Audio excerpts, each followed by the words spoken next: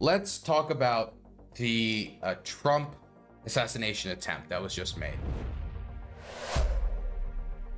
This man by the name of Ryan Ruth went to a Trump golf course where he was playing, and he had a rifle, and he was hiding outside of the golf course for hours.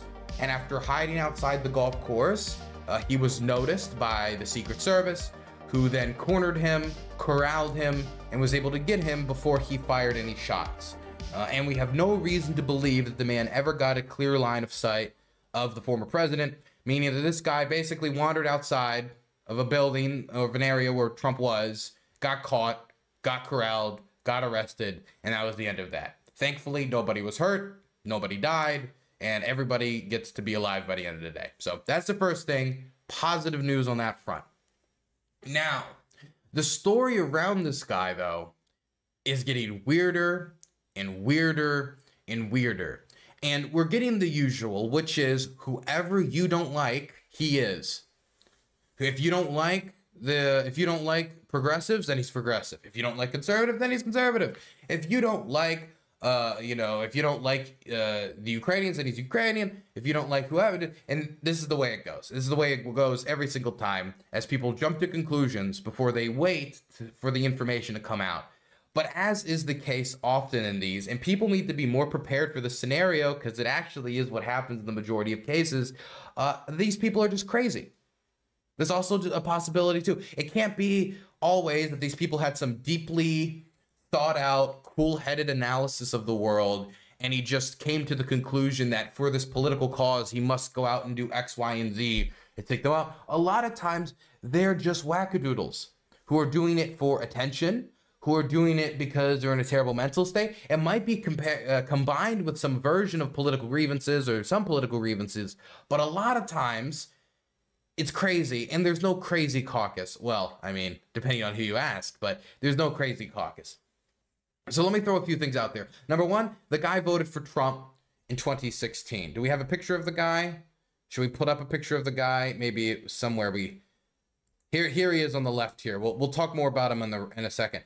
The dude voted for Trump in 2016, but then he broke with Trump.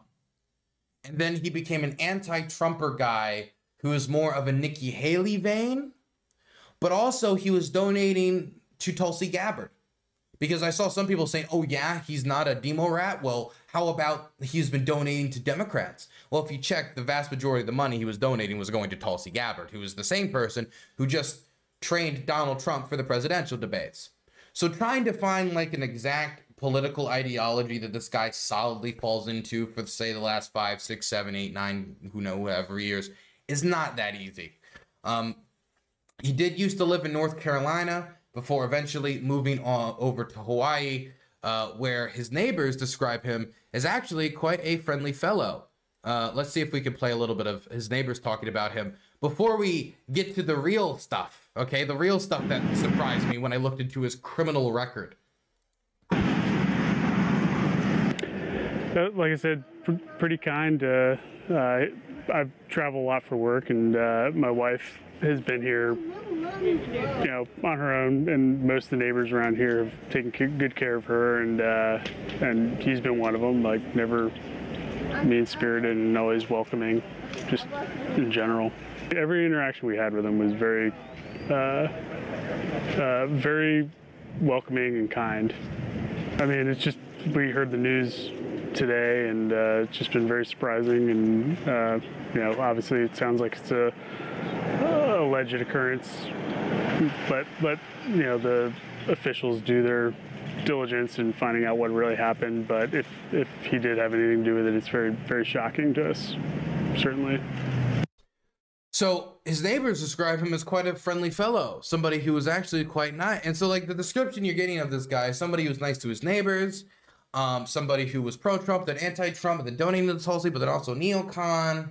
He was kind of all over the political spectrum. He was also anti the Fauci ouchie. He believed in some conspiracies around the C-19. He believed in some interesting theories. Also, massive gun nut. And so again, like the political, like the guy, the way you lay this guy on the political compass is you take the political compass's four corners and you just swirl them around a bit until it looks like kind of some rainbow swirl ice cream, and then you've gotten this guy's political values. Maybe he's just above us all and he's just so smart and he's so based that his political theories are just so complex that I can't truly understand them. Or, you know, anyway, after this information comes out, he gets caught, he gets thrown, you know, into the back of a police cruiser. People start looking into this guy. And the first thing I found out was this dude has a charge for an offense that's simply titled possession of weapons of mass destruction. Now, when I read this, that he was charged with possession of weapons of mass destruction back in 2002, I, of course, had questions. And so I started digging around in local news channels, because this is not from where he is currently in Hawaii. This is from back when he was in North Carolina. And one news channel actually recently released a report showing his ties to North Carolina, his old home, and digging into that charge of possession of weapons of mass destruction, which included a hours-long standoff with police in his small business. The man suspected in the apparent assassination attempt of Donald Trump is now charged with federal gun crimes. Ryan Routh appeared in federal court this morning. Agent. So wait, that's what they got him on. He never got Trump in a line of sight. So far they got him on gun crimes. Also, if you see all these flags behind him and the body armor, yes, he was in Ukraine. Yes, we're going to talk about it in a second. Took him into custody Sunday after being stopped on a Florida highway following the Secret Service seeing his gun right near where the former president was playing golf yesterday. According to public records, Routh is registered as an unaffiliated voter here in North Carolina. WRAL Sean Gall. Perfect. That's all we needed to add to the absolute chaos of trying to figure out what this guy believes. He's also unaffiliated. Okay. Gallagher is in Greensboro with what he has learned about Routh's time spent there. Sean? Yeah, so far we know that Routh spent a majority of his life in North Carolina, including a lot of time here in Greensboro before he moved to Hawaii. We know this is the last house that he lived in before he moved to Hawaii a few years ago. Now, this is what we know about Ryan Routh. He had several run-ins with law enforcement while staying in Greensboro. He was convicted for a felony for possession of a weapon of mass destruction after a 3-hour armed standoff with police at his roofing business back in 2022. Routh had shown support for both. It was 2022. I thought it was 2002. It looked like that in the text. Must have read it wrong. Political parties, posting he voted for former President Trump before, but also showing support for Democrats, including Joe Biden and Kamala Harris. We're also learning he wrote a self-published book on the war in Ukraine, writing that Iran was, quote, free to assassinate Trump in that book. The sheriff's office, who made the arrest in Florida, just held a press conference moments ago and had this to say about the situation. I was a guy from not here, all the way to Trump International. It was 2002. It was correct. Oh, okay. So then the station got it wrong? Did they say 2022? In that book, the sheriff's posting he voted possession of a weapon of mass destruction after a 3-hour armed standoff with police at his roofing business back in 2022. Routh had shown. Yeah, I think they got it wrong. Huh. Never mind then. Guess you're getting more accurate here from information about the assassination attempt than from your local news station. He wrote a self-published book on the war in Ukraine, writing that Iran was, quote, free to assassinate Trump in that book. The sheriff's office, who made the arrest in Florida, just held a press conference moments ago and had this to say about the situation. I was a guy from not here, all the way to Trump International, realized that former president of the United States is golfing and is able to get a rifle in that vicinity. I think that's the question the FBI, Secret Service are laser focused on today. Is this guy part of a conspiracy? Is he a lone gunman? The picture that is painted of this man is not one that is incredibly stable. And so I think once again, the person trying to assassinate the president ended up being part of one of the strongest lobbies in the United States, the crazed maniac lobby. Anyway, moving forward, I do want to talk about the big thing that I'm seeing that's in the Ukraine space right now, or the big narrative that people are running with around this. And that is that Ryan is some version of a Ukrainian government asset, a CIA asset, a State Department asset, or some asset for some entity somewhere in some way connected to the war in Ukraine, because Ryan went to Ukraine, was in the country. I know people who met him. I have never met him. I do want to say that, but I know people who met him. And that while he was over there, he was doing work for the Ukrainian government, recruiting and, you know, fighting the war, etc. And you're going to see a few posts about this right now, like you see from, for example, Joey Manorino saying this guy just tried to yet again kill President Trump. Why are Ukrainian soldiers attempting to murder our president? And then he posts this document along with this video of the man talking. Here's another one from Max Blumenthal. Exclusive: attempted Trump assassin Ryan Ruth appeared in a propaganda video for Azov in May of 2022. The Azov Brigade was officially certified by the Blinken State Department to receive U.S. weapons in June of this year. The same media that printed this neo-Nazi unit as heroic defenders is about to sweep Ruth's background under the rug and brand us all as conspiracy theorists. And then, of course, you've just got the regular second Trump assassin, Ryan Wesley Ruth, was connected to Representative Adam Kinzinger through his support of Ukraine. This is just smear merchant tactics. He's in no way connected to Adam Kinzinger. It's just Adam Kinzinger, the former congressman, he supports Ukraine. This guy supported Ukraine, and I'm going to say supported in the past tense because we're going to look at some DMs recently, some messages he left recently while protecting other people that could suggest otherwise. This would mean I would be connected to him. This means everybody. It means he's connected to Zelensky just because Zelensky supports Ukraine and he supports Ukraine. It's silly. Here he's being interviewed by Newsweek about his efforts to recruit mercenaries to fight in Ukraine. Let's listen to the dude talk a little bit, and then I'll tell you about his actual experience in Ukraine and what people here thought of him. Tell me who you are and why are you here? I'm 56, from the U.S., from North Carolina originally, so I live in Hawaii now, so flew all the way from Hawaii here. So the question as far as why I'm here, to me, you know, a lot of the other conflicts are gray, but this conflict is definitely black and white. This is about good versus evil.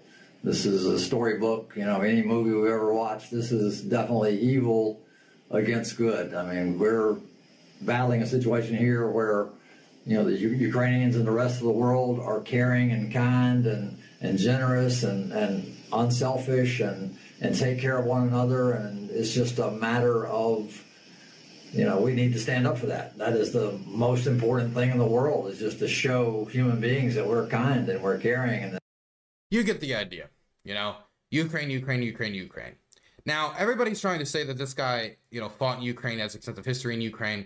Here's another one from Max Blumenthal. Facebook and Elon's Twitter nuked Ryan Ruth's account or ordered by national security state officials. Posts like this in Ruth's whole history, wrestling up fighters' support for Ukraine's proxy war, are now gone. By the way, you can look up all of these. In fact, the things he replied to is literally him as somebody going through all of his tweets. It's weird that the Elon did purchase his account so quickly, but you can still access this. Much of it has already been archived. When things like this happen, immediately there are people on the internet that are going to scramble through their socials trying to download everything in case anything gets removed. But, okay, so what is this guy's actual connection to Ukraine? So it is true that this dude came to Kiev around the war. He came into the country, according to him, to help the war effort. Problem is, he's 56 years old, has no military experience whatsoever, and no real assets or experiences that he could offer to Ukraine that would make him that useful. Now, there are still ways that people like that can help. It's just that the ways that people can help is not as, well, let's just say heroic. You know, it might be that you're just going to be driving trucks around, 8 trucks around. It might be that you're just going to be like sewing camouflage netting in a little warehouse or tent with a bunch of babushkas. It's gonna be maybe like the passing out of food or rebuilding efforts in the Kiev area. It's not frontline action. It's not the stuff of movie heroics and storybooks. It's instead the difficult aid work of rebuilding and humanitarian efforts. But that is not what he wanted to do. Instead, Ryan, once he got there and it found out that he could not join the armed forces because they didn't want him, he started going around claiming that he was going to recruit for the International Legion. Now, for those of you who do not know, the International Legion is a military organization in Ukraine that recruits foreigners from all over the world to serve on the front line. The Chosen Company, for example, is a very famous company of soldiers from the International Legion. Their YouTube videos go very viral on social media. Those would be an example of some International Legionnaires. I've interviewed International Legion fighters before. I know International Legion fighters. They're people who've come all around the world because they believe in Ukraine's defense in some other, for some reason or another. Maybe they saw some war crime that they thought was particularly disgusting. Maybe they're Ukrainian American or Ukrainian Canadian and they're coming back to, find their roots. Maybe they believe it's a struggle for democracy. Maybe they're, for example, Georgian or Chechen, and they don't like the Russian government, and they see the fight against Russia in Ukraine as a proxy for their fight against the Russian government somewhere else. But this guy started claiming he was going to recruit for them, and even started making some like WordPress websites that looked suspiciously like the International Legion website. And he was saying to reporters and other people that he was recruiting Afghans from the ANA, the Afghan National Army, that he was going to smuggle out of Afghanistan to Ukraine, and Syrians, like over 200 to 250 Syrians, like roughly 200 Afghans. So this guy would be leading, 450 Afghans and Syrians into battle in the International Legion. Mind you, this guy has no military experience. And why would this guy from North Carolina and Hawaii have the ties or connections to be able to smuggle people out of Afghanistan? Again, he's not like a soldier who knew these guys. He's not somebody who's ever been to Afghanistan, who ever been to Syria. And he doesn't even speak Arabic. Yet this guy is going to know the complexities of the Syrian civil war and be able to go into like, oh yes, I know factions as part of this FSA militia, so they will be willing to come over here and do X, Y, and Z. It just doesn't make any sense. And so at the time, people were actually warning about this guy. This guy right here, King Jack Strong, he's one of my followers. He was warning about this guy back in 2023. His social media posts are still going around. In fact, do I have those pulled up? Here's him warning people in DMs about him in 2023. A warning about Ryan Ruth. He is not and never has been associated with the International Legion or any Ukrainian army at all. Ruth has posted soldiers' phone numbers on websites without permission, giving out recruiters' phone numbers to people without permission, and talked about illegally smuggling in Afghan citizens to Ukraine to fight in the Legion. Avoid any contact with Ruth, as he represents what he can legally do. He is not a Legion recruiter. Attached are screenshots of a New York Times article that quoted him, and screenshots between him and myself. This is back in November of 2023. This person didn't only make posts about it in November, do like these messages in November of 2023. If you go back, and I think I have one of these quote tweeted, he was making public posts about it. So people were publicly hearing about this and learning about this back in 2023. Here is let's see if I can find. Is this 2023? No, this is 2024. But this is from June of this year. So this is months ago. This is months before the attempt. Months before the attempt. Now, if you go through this, by the way, you can see more messages and more stuff that should be immediately suspicious. First off, before we get into anything else, I do think we need to talk about the fact that, actually, no, we'll do the New York Times article last. First off, look at these DMs with him talking to other people about recruiting for Azov and otherwise back in 2022. Dear sir or madam, found your number online. Is this true that you are a go-to person if one wants to enlist in the International Legion in Ukraine? This is true. All right, thanks for that. I got it through a website run by a certain Ryan Ruth. Would this name be familiar? Can you send me the website you found? My number on? I have never heard of Ryan Ruth. Will do. fightforukraine.com.ua. Here's the number displayed. Why did you put my number on that website? Take it down immediately. I'm sorry. I will have my website guy take care of it. He is a genius and so thorough. He works fast though. So tonight. You really need to get permission for things like this. Why put up a website anyway? There's already a Legion website, and the link is similar to the WordPress one you have up. Now, mind you, that this follower of mine served in the International Legion. So this is somebody who would be in the know about something like this. Here is more. Do less, please. And please, please do not start telling thousands of Afghanis to come to Ukraine. That's absurd. If you did nothing at all, I'd be grateful. Good deal. Love it. Thank you. That'll make my job easier. I live in Hawaii on a beautiful sandy beach with beautiful girls in bikinis all day.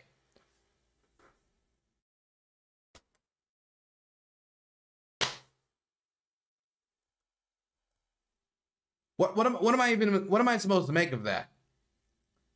Is this man serious about supporting Ukraine? He's asked by people in Ukraine to stop recruiting. Not only is this guy not a recruiter for the armed forces, people are like actively saying, leave us alone. Leave us alone. Which, by the way, if you have a crazy person who's claiming to represent you, would probably be the thing you would tell said crazy person. Weird thing to tell a female soldier. Really? Point is, I am happy and not worried about Ukraine. Congress is cutting off funding now, it seems. Good luck. You're a jerk. Ukraine has chased away all foreign support. It is just the reality. Just because I'm speaking facts. Ukraine does not want help. You said it. Once China attacks Taiwan, they can give everything they have to Putin. The gates will be open, and I and the world will see the end of Ukraine. ... Immediately once this guy was not like told, oh my God, thank you for these Afghans that you don't know that you're claiming to smuggle in. Again, no connection to Afghanistan. How would he even do this? He also made this claim about Syrians as well, that he was going to smuggle all these Syrians in. After he makes these claims and people are like, stop directing people towards, you don't know what you're doing. He turns on his beliefs on a dime and he no longer supports Ukraine because of some interpersonal nonsense, because he made a fool of himself while trying to become the hero here when he's not wanted. And now he turns on his dime. Never mind, I don't support Ukraine anymore. Within 1 year, he's like, I'm going to watch Ukraine die. Does this sound like somebody who was a Ukrainian agent? Does this sound like somebody that the Ukrainian government wants to associate with different people are actively trying to distance themselves from this crazy person? I hate to be the one to tell you guys this, but there are more than just one Ryan Ruth out there. There are other people who have come to this country now since 2022. Most of them have left, Ryan Ruth included, that came to this country because they wanted to, be big. They wanted to be the hero. They wanted to be known. They wanted to be the face in the story, the guy in Call of Duty. That was the image they had for themselves. And so they came here. They didn't know what they were doing, made a fool of themselves, burnt a bunch of bridges, and then skedaddled. And there are more stories about that than I would really care to mention. Not the majority of foreign fighters, but certainly in 2022, it was sizable enough that there was stories about it. And this is just another example of that. And let me just say, another person here, Thomas Van Liege, this guy does a lot of good reporting. I recommend following him. He actually also met Ryan Ruth. Gilliam is the guy I know that met Ryan. And you can see here, back in 2022, Gilliam saying, Ryan Ruth, a U.S. citizen from Hawaii, now volunteering as Ukraine for recruiter for the Ukrainian Foreign Legion. Now, if you go back here, you listen to Thomas, you say, even though the suspected Trump assassin claims he was a recruiter for the International Legion and repeated that claim to many journalists, including myself, this has been firmly denied by the Foreign Legion members who say he did not represent anyone. Also, the International Legion has already released a statement distancing themselves from this guy, saying they have no affiliation with him whatsoever. I once spoke to Ryan about his claim he had a couple hundred Syrian volunteers ready to go to Ukraine to volunteer and fight. When I pressed him for details on the Syrians, like where they're from, which factions they fought for in the Syrian civil war, why they wanted to go to Ukraine, he never gave a straight answer. So I decided not to follow up on the story. This is somebody who seems to be a serial liar. And he's so much of a serial liar, he was even included in a New York Times article titled Stolen Valor, the U.S. volunteers in Ukraine who lie, waste, and bicker. People who would not be allowed anywhere near the battlefield in a U.S.-led war were active on the Ukrainian front with ready access to American weapons. Many of these people have been purged. This is a really interesting article, though, about these people who have come over and tried to make it big here and lied about their experience in the West. But this guy didn't even get that far. Listen to this guy when he talked to the reporter and how he can't even keep up his act for a little bit. With Legion growth stalling, Ryan Ruth, a former construction worker from Greensboro, North Carolina, is seeking recruits from among Afghan soldiers who fled the Taliban. Mr. Ruth, who spent several months in Ukraine last year, said he planned to move them, in some cases illegally, from Pakistan and Iran to Ukraine. He said dozens have expressed interest. We can probably purchase some passports through Pakistan, since it's such a corrupt country, he said in an interview from Washington. Can I just say, not only is this already on its face silly, not going to work, good luck with that, but if you're really going to do this, why would you come out and publicly start stating, this is how we're going to do it, we're going to purchase illegal passports here? You're like actively saying, I'm going to commit this crime, we're going to commit it in this country, this is the type of illegal document we're going to have and be smuggling. It's like you want them to get caught. It's like you want them to get caught. It is not clear whether he has succeeded, but one former Afghan soldier said he had been contacted and was interested in fighting if it meant leaving Iran, where he was living illegally. My conversation with Mr. Ruth was brief. He was in Washington, D.C., he said, and had planned for a 2-hour meeting with some congressmen about Ukraine. It's unclear if that meeting ever happened. By the time I got off the phone with Mr. Ruth, some minutes later, it was clear he was way in over his head. He talked of buying off corrupt officials, forging passports, and doing whatever it takes to get his Afghan cadre to Ukraine. But he had no real way to accomplish his goals. At one point, he mentioned arranging a U.S. military transport plane from Iraq to Poland with Afghan refugees willing to fight. I shook my head. It sounded ridiculous, and indeed it was. But the tone of Mr. Ruth's voice said otherwise. He was going to back Ukraine's war effort no matter what. Like many of the volunteers I interviewed, he fell off the map again until Sunday. Can I just say, unless he gets slightly mad because people tell him to leave them alone. So not exactly no matter what, but, you know, certainly they didn't like him. I mean, certainly he tried. Anyway, it's pretty well known in the Ukrainosphere now that this guy is, you know, he does not have experience in the Ukrainian military. He's not associated with the International Legion. The Legion's made that clear. Other reporters have made that clear. Other people who have met him and talked to them and listened to him have made it clear that he sounds like a wackadoodle. And I do want to say, one of my old friends, Jay Chow, pointed out something that I thought was interesting. If you go through his social media feed, and his Twitter account has been deleted, so you're going to have to either go through some archives or one of the many videos that have been reposted online that just scroll through his Twitter feed. And something that was pointed out by Jay Chow I thought was very interesting. Scroll Ryan Ruth's timeline back to account start. All he does is beg famous people for attention. Between January 5th, 2021 and February 11th, 2022, he only tweets 3 times, then he's back begging for attention.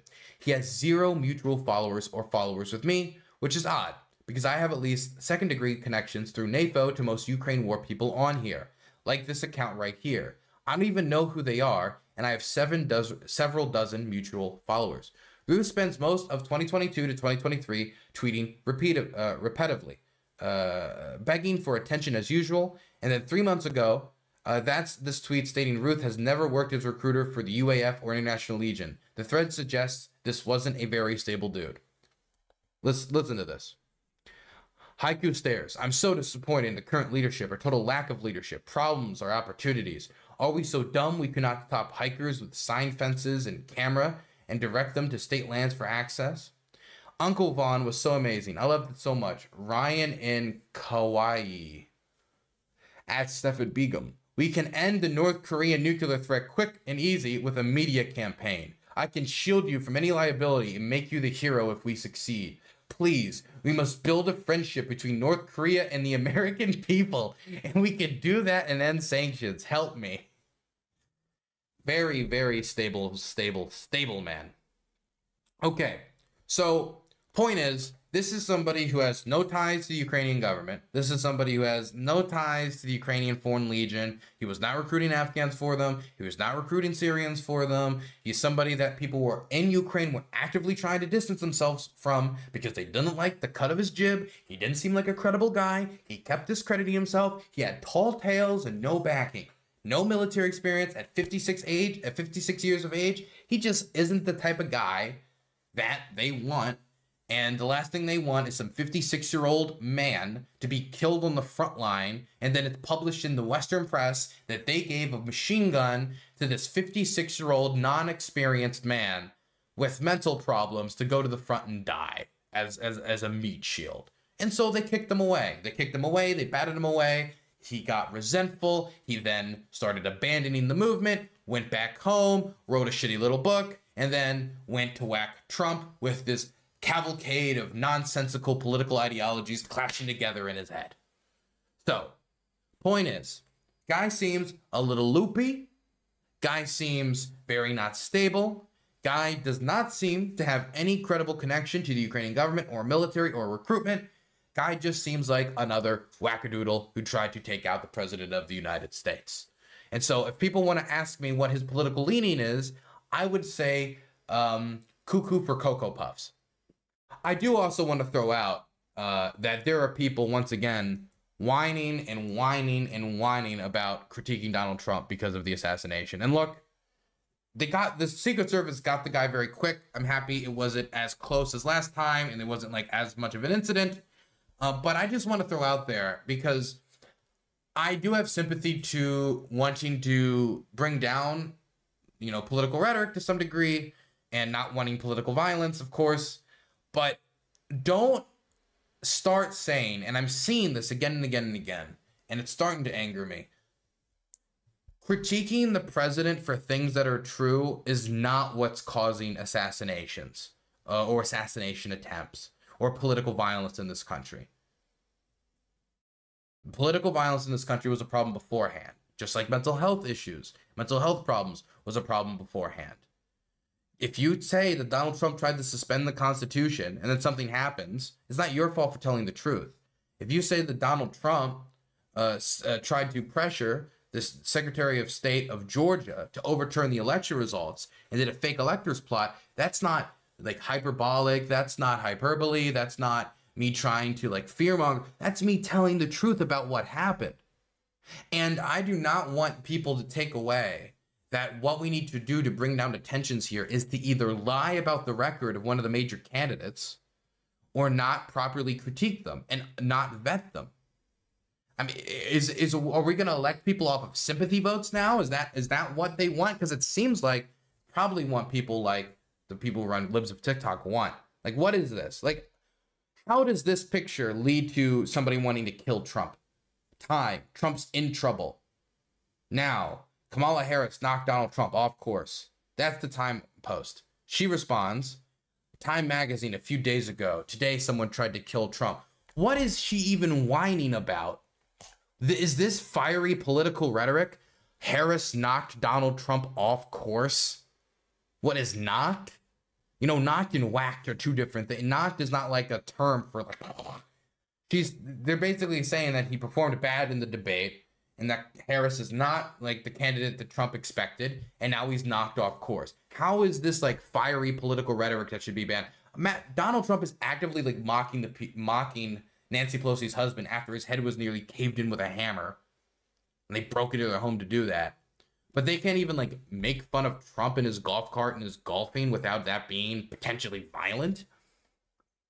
Mind you, Libs of TikTok will like post the locations of hospitals that are giving medical treatment that they don't like, which will then receive bomb threats. But they will say it's not our fault because we didn't call for the bomb threats. Yet here, Time magazine just says, oh, Trump's in trouble, and that's enough to like indict them or like point at them and say, shame, today's violence is on you. I do want to say though, do expect the worst of the worst voices for the next few months to be running with the story, to be running with this assassination, because it seems that the Russians have given their marching orders. This is Dmitry Medvedev, the former president of Russia and current Russian government official, close ally Vladimir Putin, that has been with him since before the year 2000 when he was on the campaign trail with the man, one of the few who are still around from those days. I wonder what would happen if it turned out that the failed new Trump shooter, Ruth, who recruited mercenaries for the Ukrainian army, he didn't do that, but, you know, it's Dmitry Medvedev, so lie, was hired himself by the neo-Nazi regime in Kiev for this attempted assassination. So Dmitry Medvedev thinks that the Ukrainian government or is at least saying, hired this guy to go wander outside of one of Donald Trump's golf courses with no clear line of sight and immediately get arrested. After Ukrainian soldiers were trying to get him to leave them alone. Why is it that all these like powerful organizations and countries that are plotting and scheming to take out Trump keep getting the people with the worst shot? Why not just hire a hitman? Why keep hiring crazy people? Doesn't seem like the best way to get the job done, does it? Anyway, expect the worst people to be regurgitating these talking points in the near future. Whether they're paid by the Russians or not will depend on DOJ indictments being released. You know, knocked and whacked are two different things. Knocked is not like a term for like